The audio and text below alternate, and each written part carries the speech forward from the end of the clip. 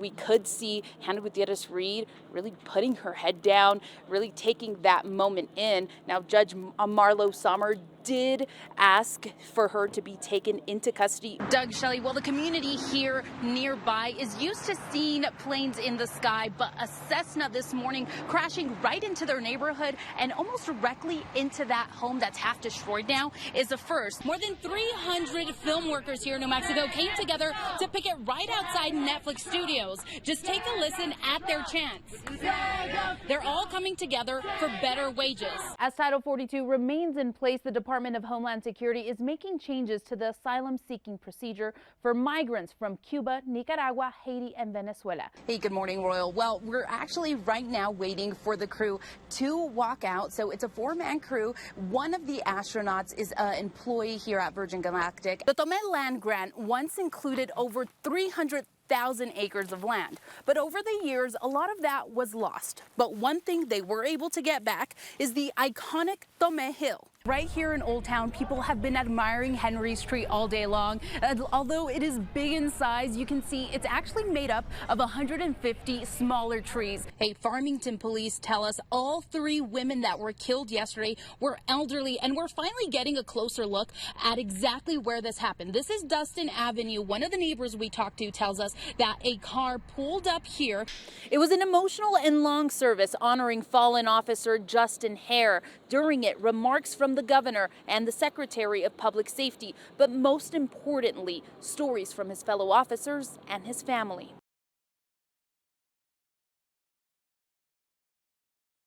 It's a daily routine for Shauna Green, parking her mail truck and walking through this Durango, Colorado neighborhood. Hey, Matt. Green has been a mail carrier for 15 years. So I substituted this route back then, but I didn't take it over consistently until 4 or 5 years ago. As she quickly walks from house to house, I try to keep up. The neighbors enjoy a quick visit. I'm having a great day, and you? 2 weeks ago, Green noticed something out of the ordinary at another neighbor's home. She is out there pretty much at least 3-4 times a week, kind of on an every other day thing. She's talking about then 89-year-old Marilyn Schmidt. Green began to worry when Schmidt's mail began to pile up.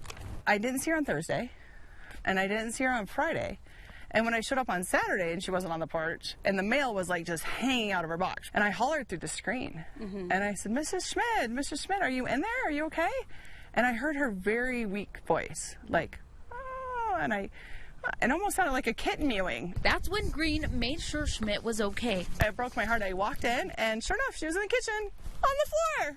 Like, Green called 911, and since then, Schmidt has been spending time at the Mercy Medical Center. The doctor said, you know, if we hadn't found her when we did, it would have been probably the worst case scenario. Now, as she walks through the neighborhood, she does more than just deliver the mail. I think of them as family. A lot of them I really do. There's an appreciation between the mail lady and residents. Ooh, on ice even? Nice. Ooh, you're the best. I got a fizzy water. 2 weeks after finding Schmidt on her kitchen floor, a new celebration inside the Mercy Medical Center. I'm just so excited that fate brought us together and that her and I got to know each other, that I could be there, because now she gets to celebrate her 90th birthday. In Durango, Stephanie Muñiz, KOAT Action 7 News. Mild, medium, hot, extra hot, and super hot. A couple of them bad boys and eat them, and yeah, it burns. It makes you go crazy and everything, but it's just one of those, it's like a high for us. It's just what we like to do.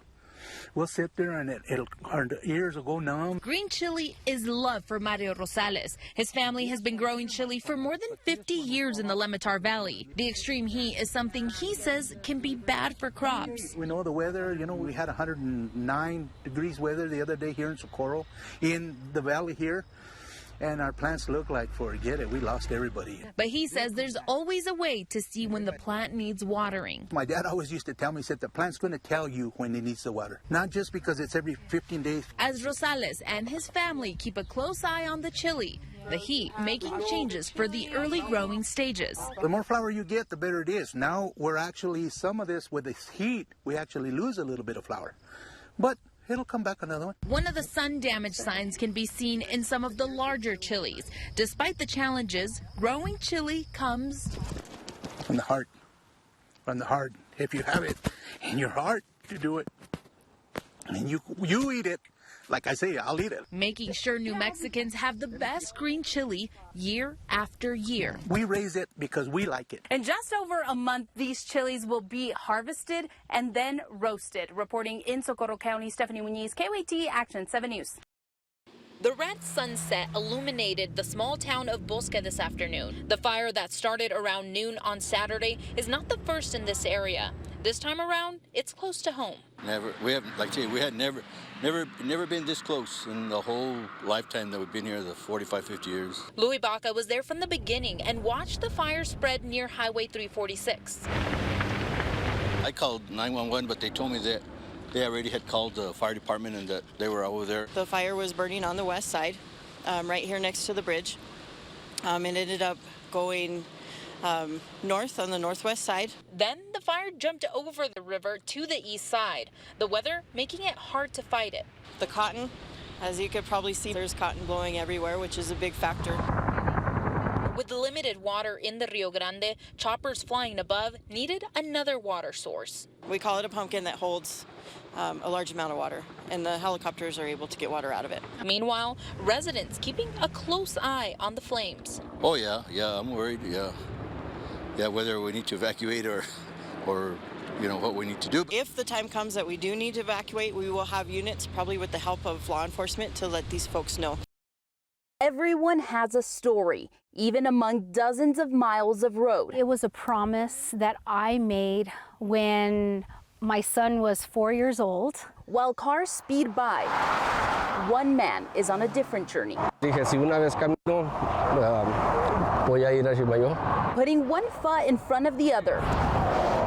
Juan Carlos Rangel reflects on his connection to a saint known for hope and impossible causes. Que yo soy creyente de San Juan hasta no sé, cada promesa que hago tengo que cumplirlo.